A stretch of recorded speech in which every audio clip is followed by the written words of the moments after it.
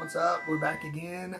We're here to talk about the new Fantastic Beast, Crimes of Grindelwald. Obviously, this is set in the Potter universe, which she has a wand, people, okay?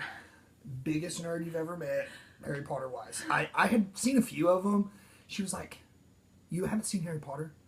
We literally spent an entire weekend watching all of them. So There's 7. But in her defense, they are good. I mean, once I sat down and really watched them They're all, amazing. They're really good. Let's just get over it. At first, I was kind of thinking, like probably everybody else thinks, like if you're not really a Potter, Kiddie. they're kind of kiddie. No, they're not. Because awesome. they start out, the kids are so young, and it's like kind of a spin-off on a childhood tale story that, you probably read in 3rd grade or 8th grade or whatever. But they grow older, I mean, the movies progress. Like she said, there's 7 of them, and by the time, I mean, these kids are almost, in their 20s now. They're like 19. So, yeah, it definitely, and the stories get more, tied in. You get more, in depth with the character and stuff like that. So, I mean, definitely, you'll appreciate this movie more if you are a Potterhead or if you go back and rewatch the first. But you don't really need to, because there is clues in this. Okay. Like I said, you'll appreciate it more. There is clues in this movie, but you don't have to see the movie to understand this, because this is a prequel. This is before all this happened. Understandable, but this is the thing. They're tying in Harry Potter's. This is the second Fantastic Beast. You're following Newt Scamander, which he was the star in the first one.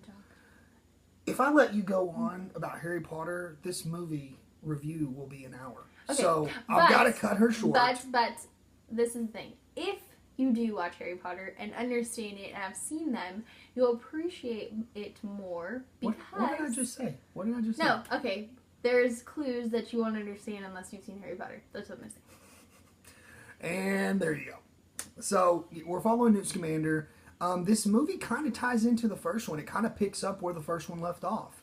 The first one deals with this kid who has magic abilities but has suppressed them, and it has this thing called an obscurus that builds inside you. It's basically a kind of like hate. It's basically kind of like a hate, and it comes out and it manifests in a terrible way of just basically just destroying everything in its path. It's like a huge cloud of just claws and teeth. I mean, it's unkillable.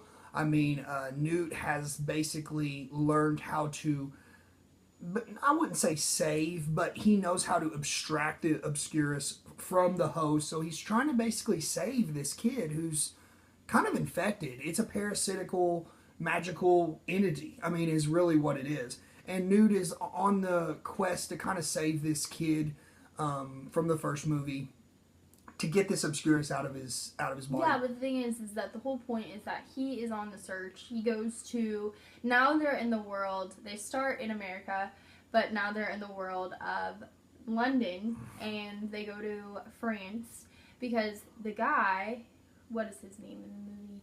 Grindelwald? Not Grindelwald. Newt? The obscurist. I can't think of it. Well, the guy who, he basically, if you saw the last one, he killed his family, or supposed family, and now he wants to find his Credence. And he's played by Ezra Miller, who also played Flash in Justice League. But he is trying to find out who his family is, why he has magical abilities, and how he has to tie in the wizarding world. Where does he fit in? Exactly. And basically, he wants to know how and where he gained his powers, his magical abilities. And he goes and basically becomes a circus freak. Yeah, he's in the circus. He's obviously got a love affair with... Her name is... What is her name in the movie? But Nigiri. And obviously, spoiler alert, that if you've seen Harry Potter, you would know what that means. She's the snake of Voldemort. So this is in her early years where she can transform back and forth, but after a while, you don't transform into human again. You stay in your snake form. But anyways, that's his love interest, and you kind of follow them, like she said, on his quest to find himself. There's a lot of stories going on. The lead character, obviously, is Eddie Redmayne. He plays Newt Scamander. But you've got Jude Law in there. Jude Law got Johnny Depp. Jude Law plays Dumbledore, and Johnny Depp plays Grindelwald. And Grindelwald is basically wanting to use this kid in his own way. He's not a good guy. His own agenda. He's not a good. He's trying to make people think that he is this new age basically kind of like a politician. Yeah, we've been hiding in the shadows so long. So if I kill all these humans, he's kind of the first. Yeah, it is. He's it's like kind an occult. of a first look before Voldemort. Yeah. I feel like he is the first. He has the same ideals, the same following as Voldemort had. I will say this: Johnny Depp is very charismatic in this role. I thought he did it very well. You know, obviously he's in the. He's got a lot of bad press here lately. He's a character got a lot of bad press here lately, and his stardom has dropped drastically. But he did go to Comic-Con to promote this movie, and he was very well received as Grindelwald because of the role, how good of a job he did. There are a lot of, obviously, fantastic beasts in this movie. That's why I like it. Obviously, the Potter stuff is cool, but I like mythical creatures and sci-fi-ish kind of stuff. With a little platypus. He's so cute. What do they call them? Fervors or something like that? They basically steal. Yeah, they're the same thing from the first movie. The little platypus, little things that can't get enough of shiny things. Yes. But they play a huge role in this movie the whole time. It's like a thing that they keep coming back to. But there's a ton of beasts in this movie, even more than there was in the first movie, which I really liked as well. I had to get her to really rewatch it. This Potterhead over here.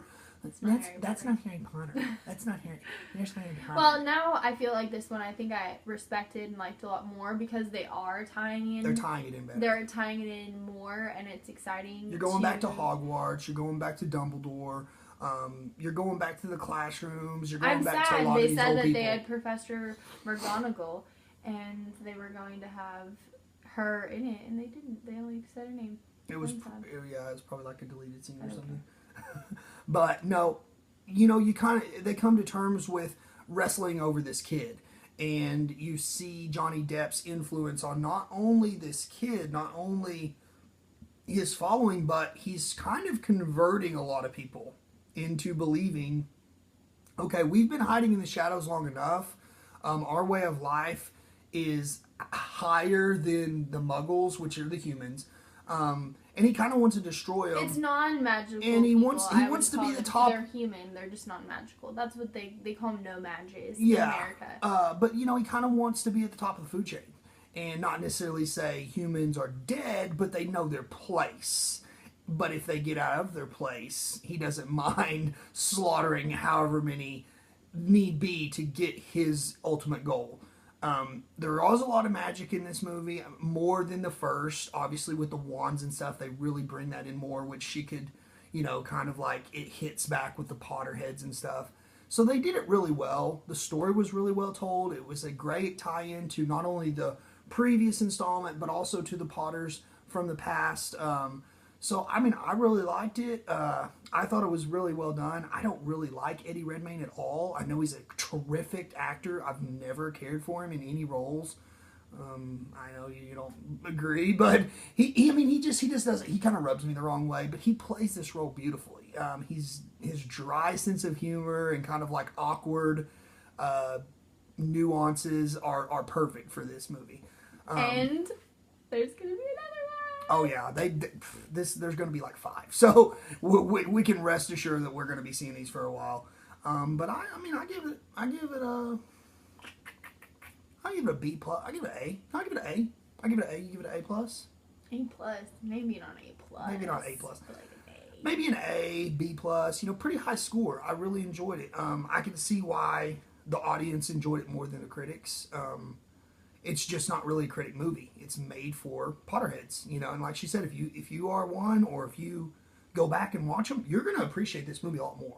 You're gonna, like she said, you're gonna get a lot of the hidden Easter eggs and stuff. So definitely recommend maybe a weekend just kind of binging the Potters and stuff, and you know, getting ready for this if you're gonna go see it.